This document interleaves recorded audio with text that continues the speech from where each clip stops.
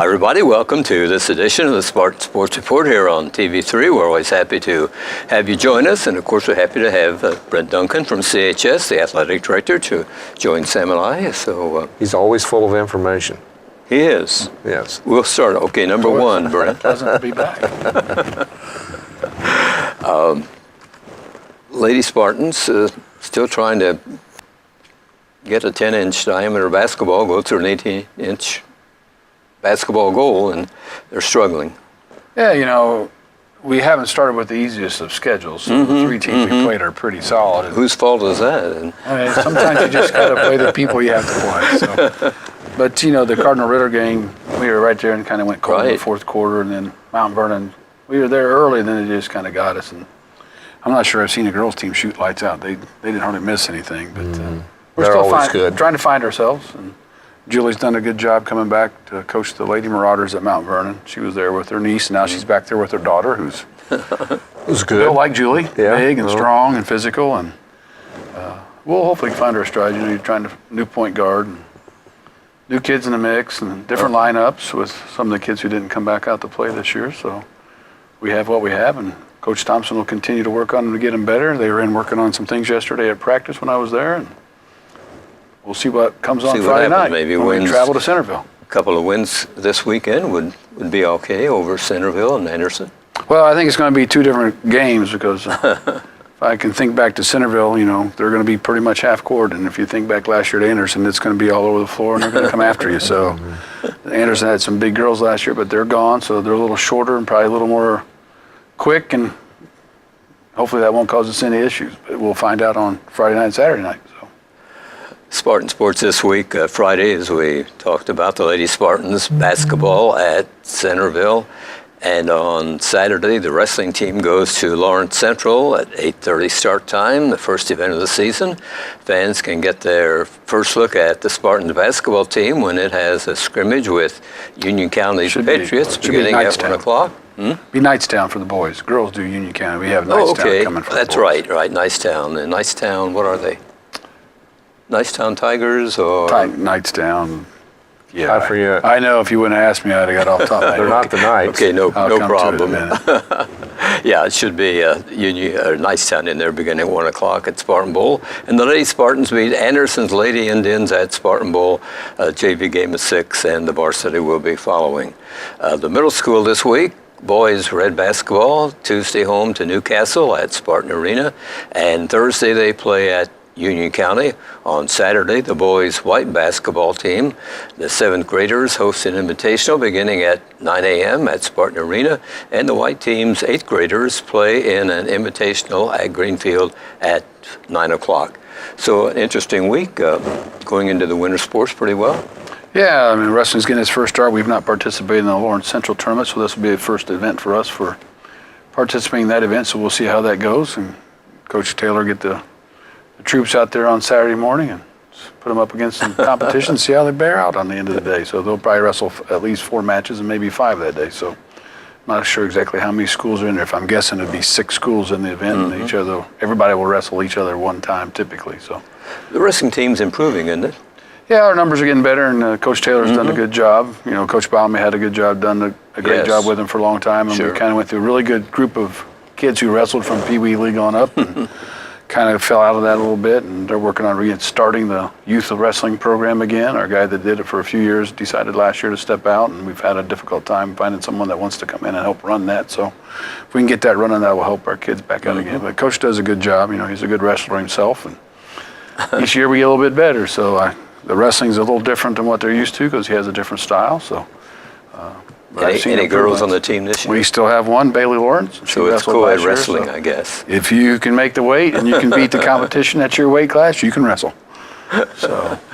Okay, backing up a little bit to the scrimmage on Saturday, have you decided what the admission charge will be for the Spartans? Well, we've discussed not charging. We discussed having a donation of a canned food to bring in and donate. So it will be one of those two. So I probably put the canned food drive out just in a box. If you'd like to bring a canned good to get in on the Saturday's scrimmage with the boys, that'll be great. But there won't be any actual money admission. So Good time to do that right before Thanksgiving. absolutely, you get the holiday the next weekend. So that's my plan. I thought about tweeting that out tomorrow and putting that on Okay. and let everybody know if they want to bring one, and we're more than happy to accept them, and we'll donate it to a good cause. So When do the doors open?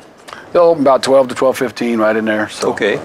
we'll start right at 1, and we're still deciding on the format, whether we're going to do 4 15-minute quarters or 5 12-minute quarters. I know the coaches are talking to each other the last couple of days. So if we do the 4 15-minute quarters, which is what we've typically done, we're also discussing doing the 5 12 minutes where one of the quarters has to be with your second stringers or top JV, lower varsity kids. So the coaches are negotiating which one they want to run. So we'll have 3 officials there, and we'll be there, and we'll let them decide if we're going to do the first one or the second one. So I've got choice A or choice B. Okay. Area girls basketball team records. Cambridge City is 2-0. They won over Anderson Prep Academy 38-32, and they also defeated Seton Catholic. We weren't able to get that score, but we do know they won. And they will be at Muncie Burst Tuesday and at Shenandoah on Saturday.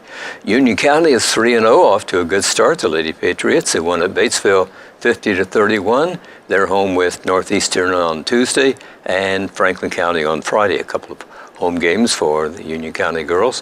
Franklin County is 1-2. They lost to Northeastern 38-36. They'll be at Union County Friday, and Saturday is home to Switzerland County.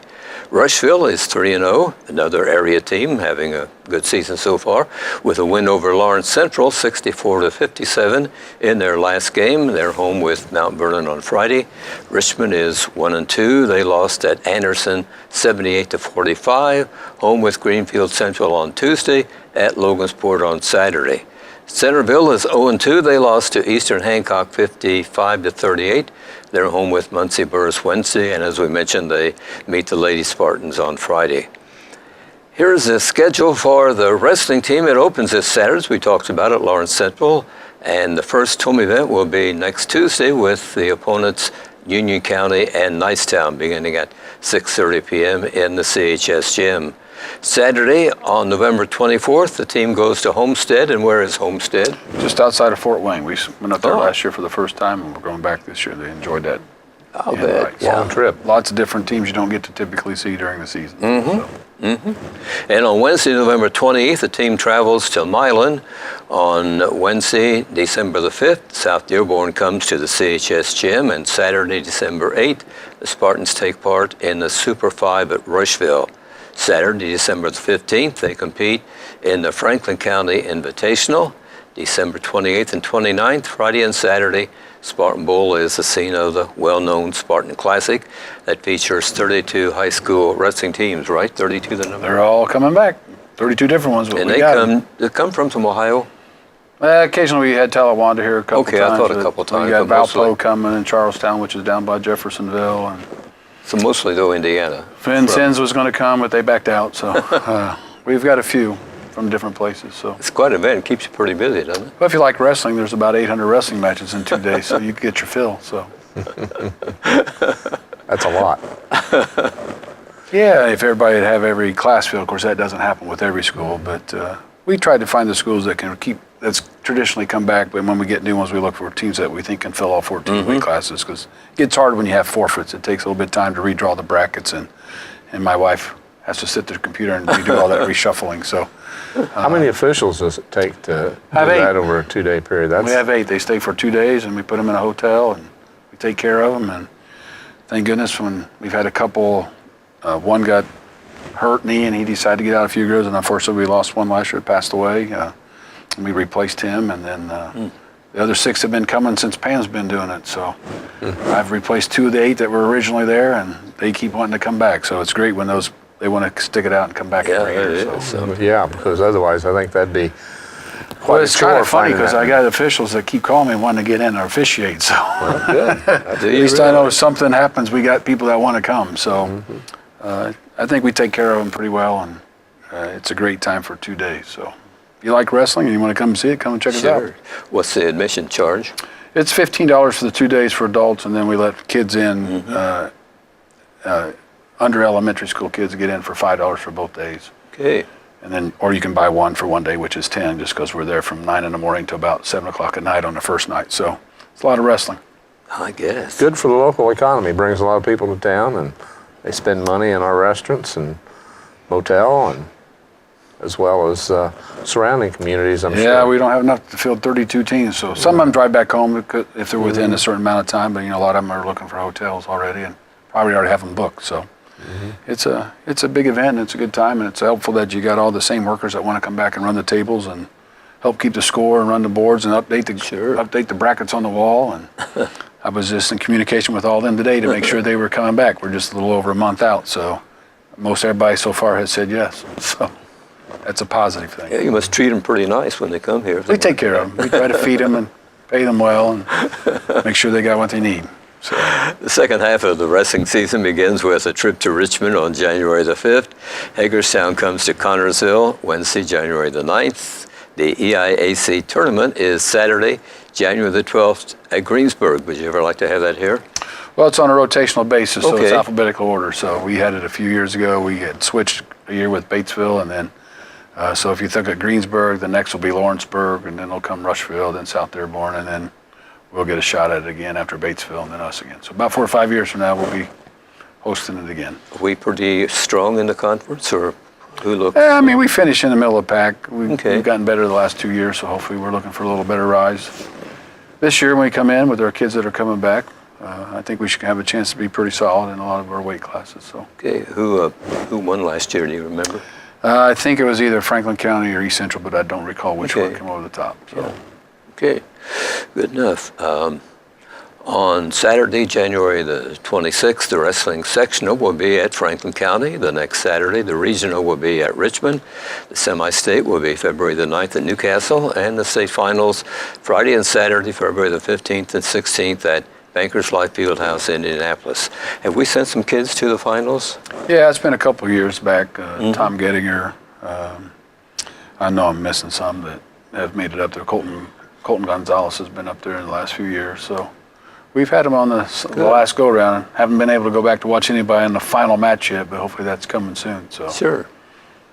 it's kind of an interesting night. So Friday and a Saturday, so it's quite yeah, you get through Friday on your first match, then you're done. You can come back and get to wrestle on Saturday. Then when they do the finals, it's just the one mat at the one weight with the one spotlight. So it's kind of neat for the kids, and it's a packed house. You're amazed at the number of wrestling fans that are out there. So Wow. it's pretty full. So That's a big arena. absolutely. We have a junior varsity wrestling team. Well, we have kids that we don't have enough to fill a full JV. So Okay. when we go to do a varsity match, each of us will have extra kids, so that everybody will weigh in, and then they'll pair them up and have some exhibition matches, as they call them, with the JV kids prior to the varsity match, or sometimes after all the varsity matches are done. But they'll pair up and wrestle with the kids from the other school. So. Will you be involved in any of the finals as far as handing out trophies and things, or when is that assignment made? Well, I know I'll be at football here in the next couple of weeks, and Okay. I know I'm doing the gymnastics one, so I told our gymnastics girls it'd be nice to be hanging a medal on some of their necks up there. But I have the opportunity to go. I know I'm doing basketball for both boys and girls, and then I can kind of go to the other ones if we don't have some other things going on. So I could show up at the wrestling match, and Okay. so if we have somebody there, I'm going to be there. So for sure. So An interesting job with the IHSAA and the. yeah, it's 19 of us. It's kind of got to meet a lot of different people I knew a lot of them just from being in the AD world, but just knowing what kind of people we're working with and that are helping organize and be a part of, they're all great guys and ladies that are on the board. And we've done a lot of fun things together since July, so. Any pressing issues right now you can tell us about that they're facing or anything? No, we've just had some different changes in how the season work out, with some changes in the rules where, for instance, here December 3rd, all the fall sports can start having 2 days of practice, 2 days a week, 2 hours a time. It's a little different change than what we used to do. They can actually get out and instruct and coach and throw the balls around, as they said, all the bells and whistles. Then that'll end in about 7 or 8 weeks, and then they got to be off just to conditioning again until the spring season comes around, where they have a limited contact time. So Okay.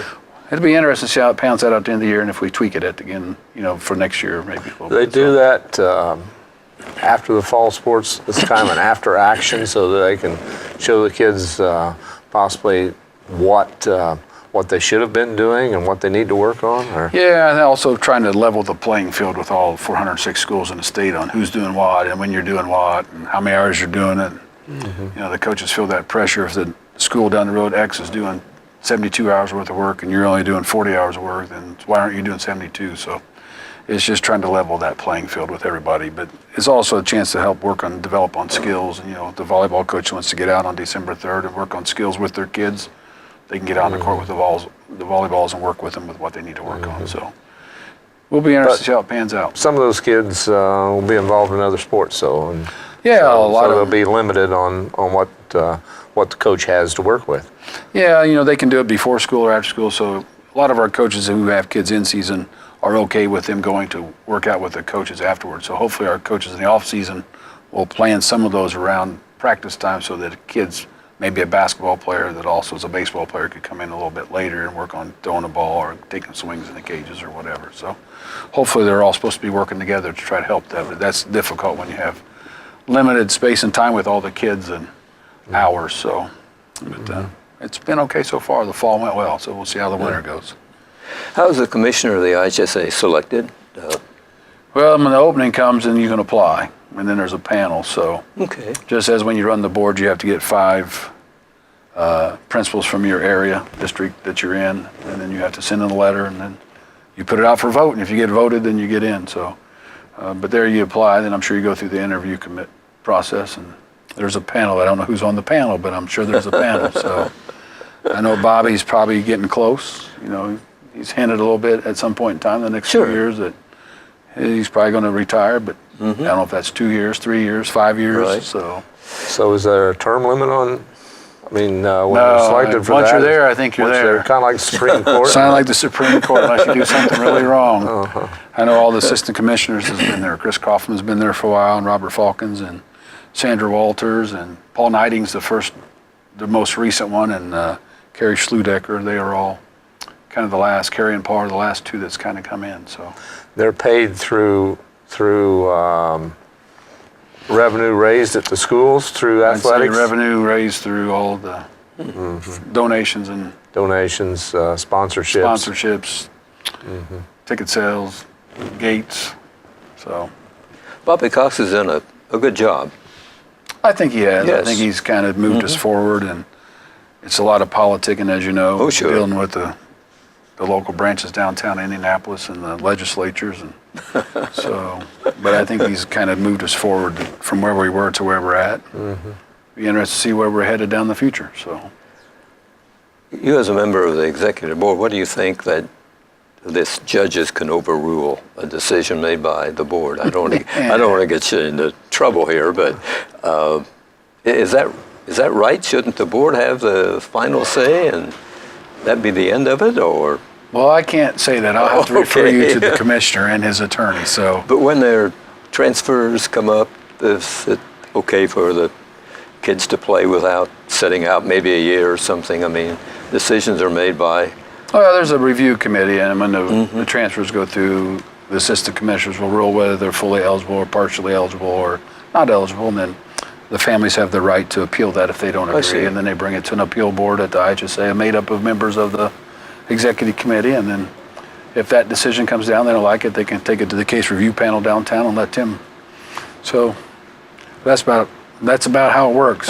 Whether I can state my opinion or not, I'll just keep that to myself. No, we don't want you to do that here and to get in trouble. But it's interesting how that works. And every state in the union have an athletic association, as far as you know. Yeah, we had a board of directors meeting in Chicago in July, and all 50 states were there. Okay. It's just a little different on how everybody works and how things work at different places. So it was a little unique. You know, you get out to the west where there's not very many schools up in like Montana and New Mexico, Montana and South Dakota and North Dakota, where they're just spread out so far that it's a little different how many schools are participating and how the travel time goes. So, but it's interesting just to listen.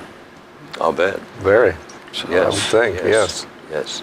But they do a good job, and when tourney time comes, everything runs pretty smoothly, it seems.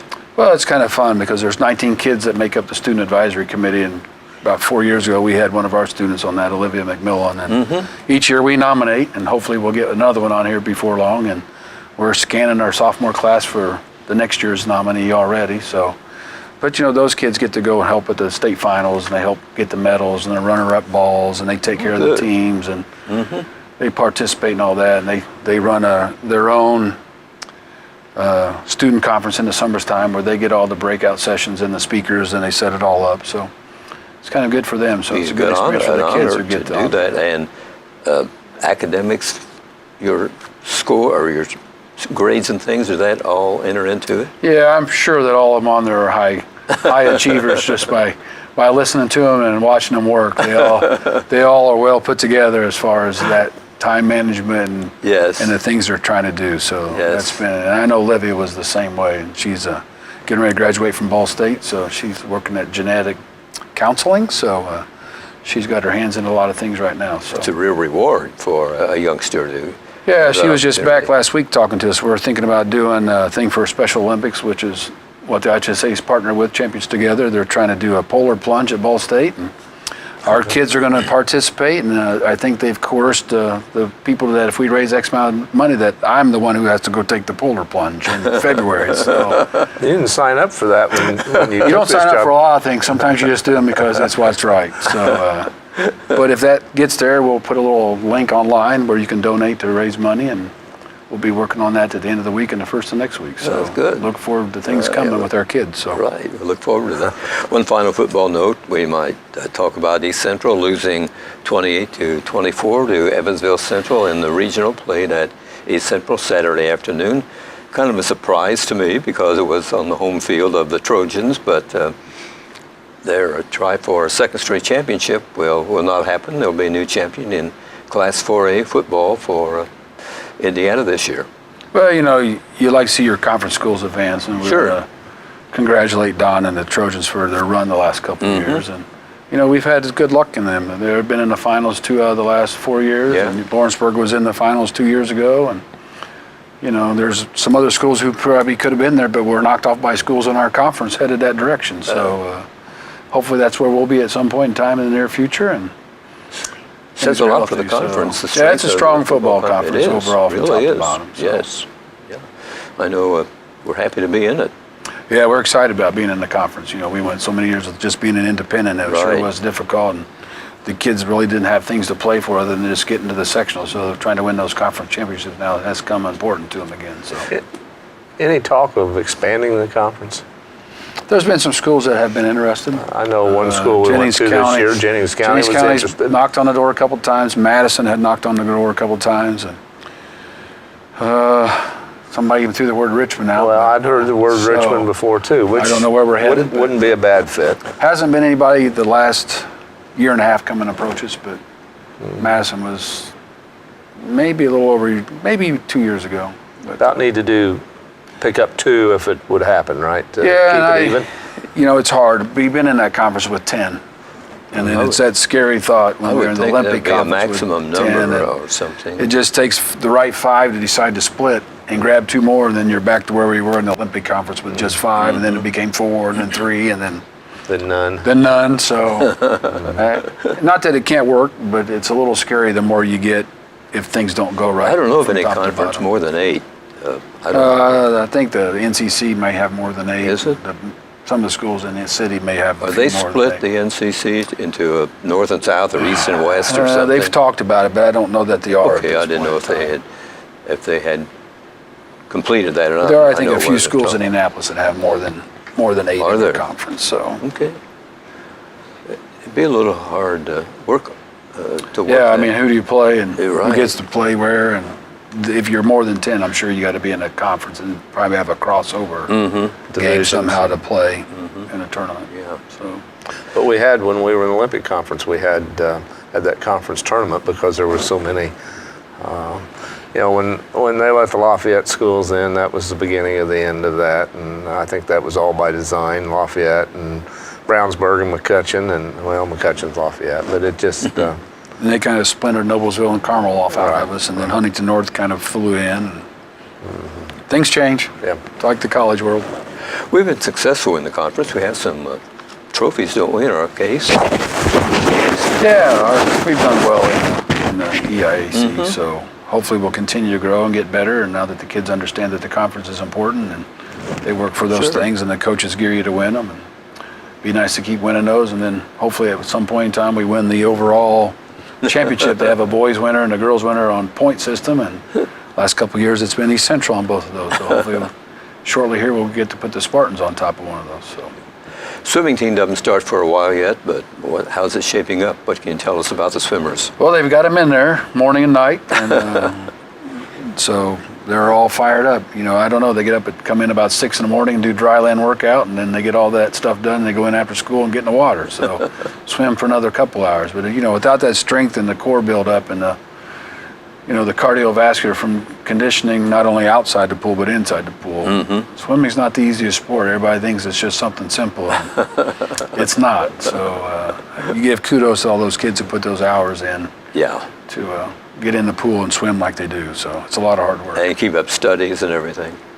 Yeah, most of our athletes, carry a 3.0 or higher. I think we had. I know you're very proud of that. You always talk about 70% almost last time during the fall carried a 3.0 or higher out of our 203 athletes. So it's like 155 out of 203 or something of that nature that had a better than a 3.0 average. So, and 99 of them had 3.5 or higher. So that was a pretty good total for us. So. What do you have to achieve to be eligible for sports? At least 3? IHSA just says we have 7 classes, so the rule is you have to pass 70% of those. So for us, they have to pass 5 of the 7 classes. And as long as you pass 5 of the 7, you're eligible to do sports. So. You submit reports to the IHSAA? I have to verify that they're all academically eligible and ready to go at the end of each 9 weeks for the kids who are involved. So. Is that your job? That's my job. I get a little help from the secretary, but the knife will fall on me if it doesn't come out right. So I always got to double check. You got a good secretary, though. I do. I have a good secretary. Yeah. I won't say that it's his daughter-in-law, but yeah, he seems to bring that up does a every good so job, often. so. Right. Yeah, she does a good job, I know, and you're happy to have her. I am excited, and she's still learning. So she's only been there since August, so her learning curve's still learning. And every time we do something new, it's like she's a little panicky, but that's expected until you go through it a time or two. So that's a big job, isn't it? There's lots of little things that go on that most people don't realize, but that's all right as long as they see the end results of a game happening and everybody in the right places doing the right thing. That's all that matters. So. Is it true she schedules the new bus? She sends in the request for the buses. Oh, okay. I heard that, and I thought, that's a big responsibility. So we send them in, and of course our new transportation director, Daryl Drew, takes care of assigning them, and he tells us which buses we get. So. Okay, so it's Daryl has the final say. Daryl has the final say, so we can put our request in. So. Anything on the new building? Well, they opened bids last Thursday, and I'm sure tonight at the board meeting it'll be discussed, and they'll make a decision, and at least we're hoping they'll make a decision tonight, which I don't anticipate they won't. So. Other than that, we'll find out more tonight after the board meeting. Everybody you talk to is interested in that and believe it's a good idea. Oh, I think for our kids, closing the campus up in today's world is, part of the big reason, but having the extra space for our kids to get some work in and court time and out-of-season workout, and we'll see how it pans out with what we do with our little kids programs in there. And so, and then hopefully we'll get the equipment we need in there. We're always looking for people who like to donate stuff, so if you're interested, we're always open and listening. So I know it'll get a lot of use once it's completed. Yeah, absolutely. And hopefully a year from December we'll have it completed is the goal. Of course, weather comes into play a lot with that. That's so true. We'll see how it goes. We're hoping to see some progress here real soon. Are donations tax deductible, like a 401c3? Do you know? Well, I would sure they would be, but that's above my pay grade. So you'll have to call the central office and ask the financial people. So I was just thinking out for Fran if he wanted. Oh well, if Fran wants to donate, we'll make a wing on there. We'll put his name on it. Sure, I'll give you a blank check, and you guys just put in the figures. Right. Well, thanks as always for joining us, Brent. And again, Spartans' first look at the basketball team this Saturday at 1 o'clock. Saturday, 1 o'clock at the bowl. Nice town. Bring a canned food good, and we'll get you in. Sounds good. And everybody, thanks for watching the Spartan Sports here on TV3, and come out and watch the Lady Spartans this week, Saturday night, when the Anderson Indians come to Spartan Bowl. Again, thanks for watching us, and good night, everybody.